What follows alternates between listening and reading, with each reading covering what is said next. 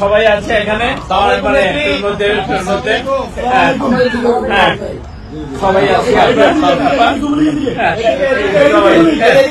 জাতিসংঘের সাধারণ অধিবেশন ঘিরে অস্থিরতা, বিশৃঙ্খলা এবং মব সৃষ্টির ছক নিয়েছে আওয়ামী লীগ। বিভিন্ন সূত্রে জানা যায়, গেল 3 দিন ধরে নিউ ইয়র্কের বিভিন্ন এলাকায় কমপক্ষে 8টি ঘরোয়া বৈঠক করে প্রস্তুতি নিচ্ছেন পলাতক আওয়ামী লীগের নেতাকর্মী ও সমর্থক। উদ্দেশ্য, জাতিসংঘের সাধারণ অধিবেশনে প্রধান উপদেষ্টা প্রফেসর ডক্টর মোহাম্মদ ইউনূসের ভাষণের সময় সদর দপ্তরের সামনে বিশৃঙ্খলা সৃষ্টি করা। যুক্তরাষ্ট্রে অবস্থানরত আওয়ামী লীগ নেতাকর্মীদের সঙ্গে রয়েছেন ঐতিহাসিক জুলাই বিপ্লবের পর বাংলাদেশ থেকে পালিয়ে বিভিন্ন দেশে আশ্রয় নেয়া দলটির নেতাকর্মীরা। শুধু বিশৃঙ্খলা সৃষ্টি নয়, ভয়ঙ্কর খবর হচ্ছে প্রতিটি সভায় ভার্চুয়ালি যুক্ত হচ্ছেন শেখ হাসিনা এবং তার ছেলে সজীব ওয়াজেদ জয়। এমন এক সভায় প্রধান উপদেষ্টা এবং তার সফরসঙ্গী রাজনীতিবিদদের আক্রমণ করার নির্দেশ দেন শেখ হাসিনা। তিনি বলেন, ওরা কেউ যাতে অক্ষত যেতে না পারে তোমরা সব ব্যবস্থা করবে।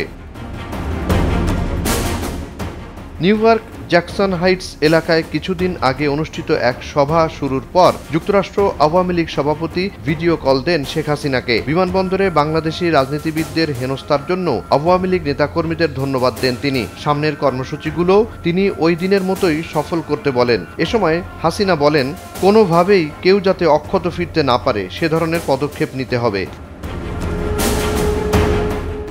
ভিডিও কলে শেখ হাসিনার এমন উস্কানিমূলক বক্তব্যের সময় হাজির ছিলেন যুক্তরাষ্ট্র আওয়ামী লীগ সভাপতির স্ত্রী। তিনি শেখ হাসিনার এমন নির্দেশনায় আপত্তি তুলে বলেন, আইন ভাঙা যাবে না, আইনের ভেতর থেকেই সর্বোচ্চটা করতে হবে।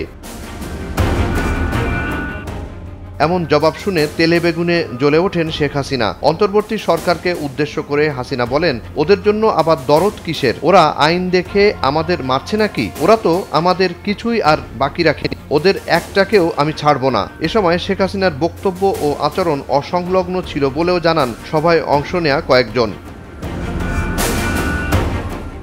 গণমাধ্যমে প্রকাশিত খবরে জানা যায়, জাতিসংঘের সাধারণ অধিবেশন কেন্দ্রিক বিশৃঙ্খলা তৈরির কর্মসূচি বাস্তবায়নে যুক্তরাষ্ট্র আওয়ামী লীগ সভাপতি সিদ্দিকুর রহমানের মাধ্যমে অর্থের যোগান দিচ্ছেন হাসিনা পুত্র জয়। মাস 6 আগে বাংলাদেশের নাগরিকত্ব ছেড়ে যুক্তরাষ্ট্রের নাগরিক হন সজীব ওয়াজেদ। জানা যায়, এমন ছক বাস্তবায়নে অর্থ খরচ করে বিভিন্ন দেশ থেকে মানবাধিকার কর্মী পরিচয়ে নিউ ইয়র্কে লোক জড়ো করেছে আওয়ামী লীগ। বিষয়টি নিউ ইয়র্কের বাংলাদেশ কনসুলেট অফিসও অবগত।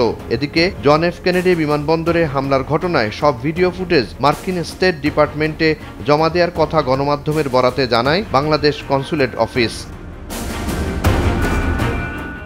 জুনায়েদ আলী সাকি, বৈশাখী সংবাদ।